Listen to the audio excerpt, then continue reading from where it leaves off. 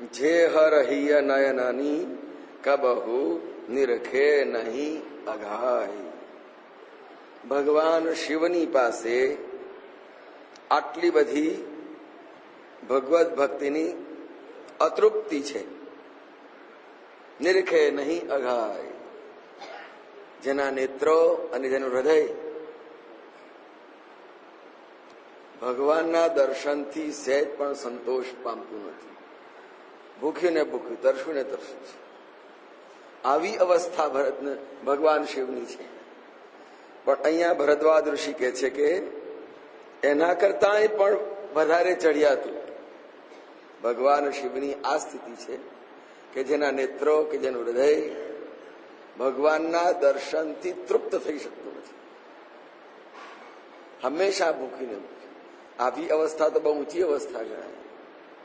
પણ ભરદ્વાજ ઋષિ કહે છે કે તે છતાંય આ જે અવસ્થા છે શિવજીની એના કરતા વિશેષ ચડિયાતી અવસ્થા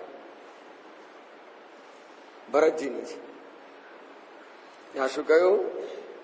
કીરતિ વિધુ તુમ કિન્ન અનુપા. એ ભરતજીની ભક્તિ એટલા માટે ઉચ્ચતમ છે કે એમનો કીર્તિરૂપી અનુપમ ચંદ્ર એ તમે ઉત્પન્ન કરે છો. ભક્તિનો ચંદ્ર એનો જન્મ તમે આપ્યો છે. એટલે ભક્તિના ચંદ્રના દર્શનથી શિવજી તૃપ્ત થાય છે. એટલે આ ભગવત જગતના ભક્તિ જગતના આકાશની અંદર તમે પ્રેમના ચંદ્રની સ્થાપના કરી છે. આગળ જે વાત કરી ભૂપ ભગીરથ સુરસરિયાની, એમણે ગંગા લઈ આવ્યા. મહારાજ દશરથજીએ પણ ખૂબ જ ધન્યતાને પાત્ર છે. ખૂબ જ પોતાના મહાન ભાગ્યને આવ્યા છે કે ભગવાનને પોતાના પુત્ર તરીકે લઈ આવ્યા છે. પણ એ બંને કરતા ત્રીજા શિવજી કરતા પણ તમે આગળ નીકળી ગયેલા છો. ભગીરથ રાજા, પોતાના પિતા મહારાજ દશરથજી અને ભગવાન શિવ, આ ત્રણેયની સરખામણી કરવામાં આવે તો ચોથા એવા ભરતજી સૌથી પ્રથમ ક્રમમાં આવે. કેમ? ભક્તિની ગંગા આપ લઈ આવ્યા છો, ભક્તિના ચંદ્રને આપે સ્થાપિત કર્યો છે. એટલે ગંગાજીને પણ પ્રકાશ આપવા વાળા છે, મહારાજ દશરથજીના યશને પણ પ્રકાશ આપવા વાળા છે. અને જે ભગવાન શિવ જે ચંદ્રને પોતાના મસ્તક પર ધારણ કર્યો છે એ ભરતજીની ભક્તિનો ચંદ્ર છે કે એને ભગવાનના દર્શન કરતા જરાય તૃપ્તિ થતી નથી. અને એટલા માટે કહ્યું કે કીર્તિ વિદુ તુમ કિન્ન અનુપા. તમારી કીર્તિ અનુપમ છે કે એની સરખામણીમાં કોઈ પણ આવી શકે નહીં. મારા દશરથજી પણ નહીં, ભગવાન શિવ પણ નહીં, અને ભગીરથ રાજા પણ એની તોલે નહીં આવી શકે. જહ બસ રામ પ્રેમ મૃગરૂપા. એ ભક્તિના ચંદ્રની અંદર ભગવાન રામના પ્રેમનું સ્વરૂપ મૃગ બનીને, આપણે ચંદ્રમાં જોઈએ છે ને મૃગનું પ્રતીક, હરણનું પ્રતીક, એ ચંદ્રમાં જઈને વસ્યું છે.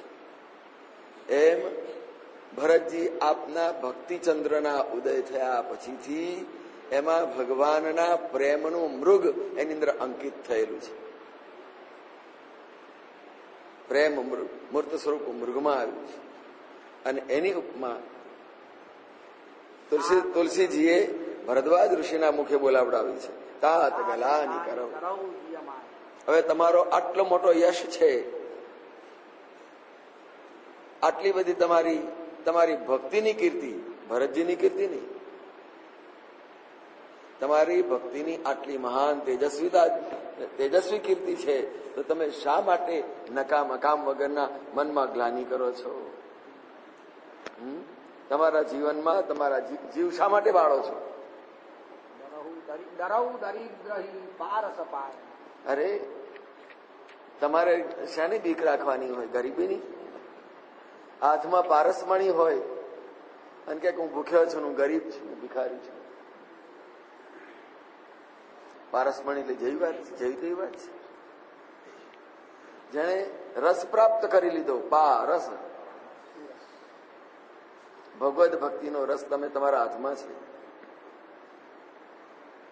ભગવદ ભક્તિનું અમૃત તમારી પાસે છે અને તમે એમ કહો છો કે મને ભગવાનનો મેં અપરાધ કર્યો, હું અપરાધી છું ભગવાન.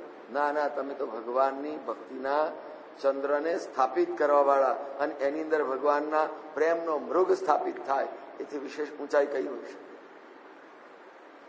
આવા સદભાવ સાથે ભરદ્વાજ ઋષિએ ખૂબ જ એમની ભક્તિની, એમની સ્થિતિ, એમની અવસ્થાના ગુણગાન ગાયા છે. અને છેવટે ભરતજીનું નામ દઈને કે છે, સુનાવું ભરત. જયારે કોઈ પણ વ્યક્તિને ભારપૂર્વક કહેવાનું હોય ને, ફલાણા ભાઈ તમે સાંભળો, ભારપૂર્વક કહેવાનું હોય ત્યારે એનું નામ જોડાઈએ. બાકી એમને સામાન્ય વાતો ચાલતી હોય. ભરદ્વાજ ઋષિ અત્યાર સુધી જે કે ભરતજી માટે વાત કહ્યું એ સાહજિક રીતે પણ કહ્યું, પણ અત્યારે હવે જયારે કહેવા બેઠા છે ત્યારે નામ દઈને ભારપૂર્વક સુનાવું ભરત, ભરત સાંભળ, આમાં જૂઠ અને કહી. કારણ કે ભારપૂર્વક કેવું છે, અમે ઋષિઓ છે, અમે તપસ્વીઓ છીએ, ત્યાગી છીએ, જ્ઞાની પણ છે, અમે જૂઠું બોલવા વાળા નથી. અમે જે કહીએ છીએ એ સત્ય કહીએ છીએ અને એને પણ ચિંતન કરીને, વિચાર કરીને બોલીએ છીએ. એમને કોઈની પ્રશંસા કરતા નથી કે લાવો ભરતજીની પ્રશંસા કરીએ, મારે ઘેર આવ્યા છે મહેમાન તરીકે, ઓહો આવો આવો, પણ અંદર તો ક્યારે જાય વધારે વ્યવહારમાં થતું હોય છે. અને મોટા શહેરમાં તો ઘર જ ના બતાવે, બારોબાર લોજમાં જમાડીને કેવું જાવ.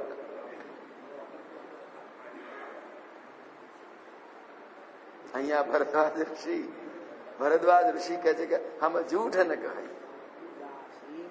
અમે જે કંઈ કહીએ છીએ કોઈની પ્રશંસા કરવા માટે નહીં, સત્ય છે, અનુભવ્યું છે, અનુભૂતિ છે અમારી. ઉદાસીન તાપસ, અમે તો કોઈનો પક્ષપાત કરવા વાળા નથી, અમે તપસ્વીઓ છીએ અને હંમેશા વનની અંદર ત્યાગ પૂર્ણ નિવાસ કરવા વાળા છે. અમારે શું જોઈએ? કોઈની પાસે જોઈતું, જેને કોઈની પાસે જોઈતું હોય ને એ પ્રશંસા કરે, એ એની આરતી ઉતારે કે ભાઈ તમે બહુ સારા છો, તમે બહુ મોટા છો, જાણે કે કંઈક મળશે. પણ અમારે તમારી પાસે કઈ જોયું? અમે તપસ્વી છીએ, ત્યાગી છીએ, તમારી પાસે અમારે કઈ જોયું? આ જે અમને મળ્યું છે તે અમે કહી શકીએ છીએ.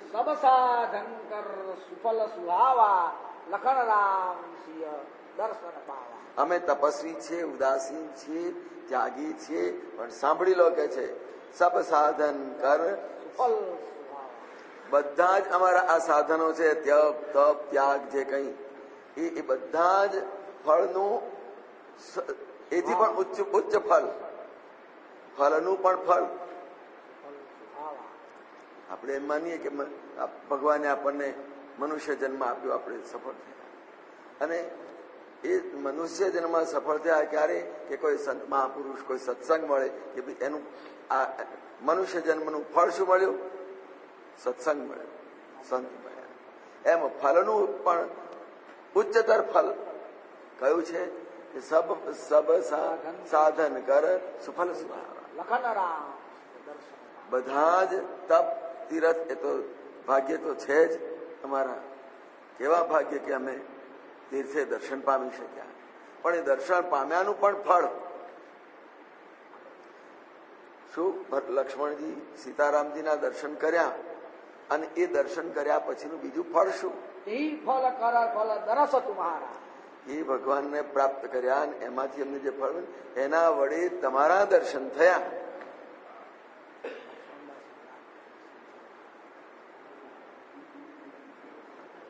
આ સ્થિતિ ભરદ્વાજ ઋષિએ આપણને, સંતરામ મહારાજ લક્ષ્મણદાસજી મહારાજને લેવા માટે ત્યાં ગયા અને લક્ષ્મણદાસજી મહારાજને તો પ્રાપ્ત કર્યા ખરા, પણ લક્ષ્મણદાસને કહ્યું તમારે લીધે અમને સંતરામ મહારાજના દર્શન થયા.